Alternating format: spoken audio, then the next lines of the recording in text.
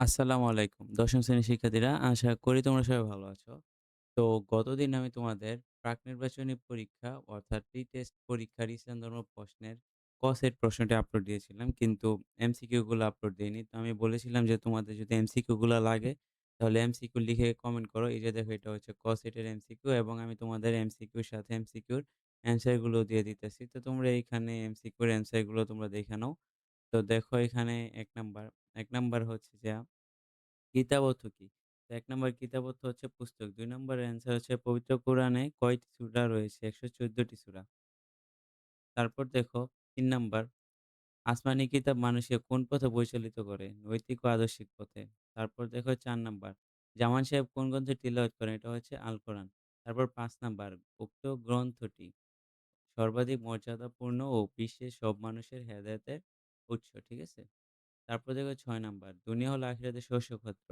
এটি দিয়ে কি বোঝায়? দুনিয়া আখিরাতের প্রস্তুতি গ্রহণের ক্ষেত্র। তারপর আসো ৭ নাম্বার, কল্যাণ লাভ করা যায়। কিভাবে সর্বাবস্থায় সবর করে? তারপর হচ্ছে সবর্ণের প্রতিবাদ করে। ঠিক আছে?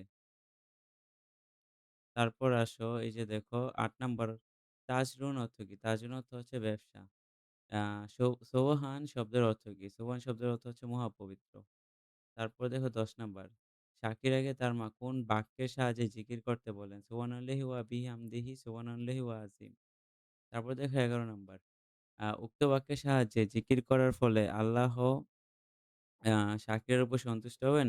আল্লাহ একাধিক পরিমাণে প্রতিদান দেবেন, সর্বকৃষ্ট মানুষের মর্যাদা দিবেন। তাহলে কি হবে? ১ আর ২। তারপর দেখো ১২ নাম্বার, কিয়া শব্দের অর্থ কি? কিয়া শব্দ হচ্ছে পরিমাপ করা। তারপর ১৩ নাম্বার হচ্ছে চাকরি দেয়া ছাত্রদের প্রতি শিক্ষকের দায়িত্ব কি? সুশিক্ষা দান করা, আর ভালোবাসা, আন্তরিকতা প্রদর্শন করা।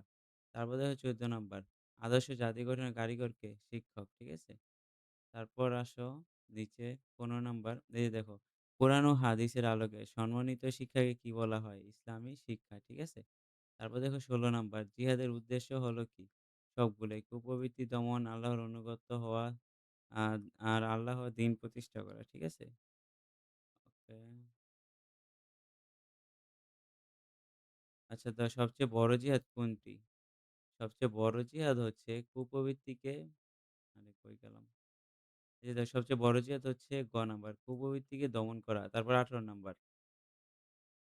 তারপর ১৮ নাম্বারটা কি বলছে দেখো, তোমরা আল্লাহর পথে জিহাদ করো যেভাবে জিহাদ করা উচিত। এটা কি সূরা হাজ্জের মধ্যে বলছে। আকলাকে জামিমের অর্থ কি? নিন্দনীয় স্বভাব।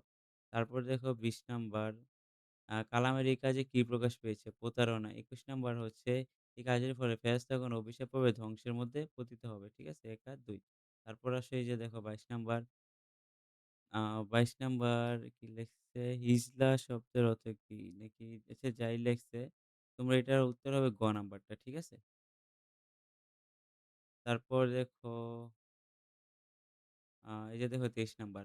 ফিতনা ফাসাদ কোন শব্দের অর্থ? ঠিক আছে? এটা হচ্ছে আরবি। আকলাকে জামিমা অন্তর্ভুক্ত মিথ্যা বলা, বিশ্বাসঘাতকতা আর হচ্ছে কর্মবিমুখতা। ঠিক আছে? তারপর দেখো ২৫, ইমাম আবু হানিফার প্রকৃত নাম হচ্ছে নুমান। মুসলিম বিশ্বের শ্রেষ্ঠ দার্শনিক হচ্ছে ইমাম গাজ্জালী রাদিয়াল্লাহু। তারপর আল মুকাদ্দিসির পরিচয় কি? ভূগোলবিদ। কার মতে গণিত শাস্ত্র ছাড়া দর্শন শাস্ত্র অসম্ভব? আল কিন্দি। ওকে? তারপর দেখো ২৯ নাম্বার, আধ্যাত্মিক ও আর্থিক উন্নতি সাধনের জন্য সফিউরকে কোন মনীষীর আদর্শ অনুসরণ করতে হয়? ইমাম গাজ্জালী রাদিয়াল্লাহু। ৩০ নম্বর, উক্ত মনীষী ইসলামের প্রধান ও প্রতিষ্ঠা করেন কে? ১ আর ২। ঠিক আছে? তো শিক্ষার্থীরা, ক সেটের যে এমসিকিউ আছে এগুলোর অ্যান্সার দিয়ে দিলাম। তো তোমরা সবাই ভালো করে পরীক্ষা দিও। আর যারা এখনো চ্যানেলটি সাবস্ক্রাইব করো নাই সাবস্ক্রাইব করে দিও। আল্লাহ হাফেজ।